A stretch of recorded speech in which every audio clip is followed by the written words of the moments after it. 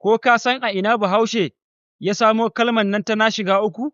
In dai kana rayuwa a ƙasar Hausa, za ka dinga yawan jin Bahaushe na amfani da wannan kalmar, musamman idan ya yi rashin sa'a ko kuma rashin nasara a wani abu, za ka ji ya ce, na shiga uku, na lalace.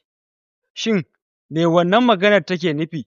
Sannan daga ina aka same ta? An samu kalmar shiga uku ne daga masana taurari, ko in ce masu ilimin hisabi, waɗanda suke lissafin adadi na lambobi sai su yanke hukunci, ma'ana numerology da Turanci. A yayin da malamai ke gudanar da bincike a kan hisabin wani abu, idan sakamakon binciken ya ƙare a lamba uku, to ya shiga gidan uku kenan. Wato, farkon wani al'amari da ƙarshensa babu alkhairi.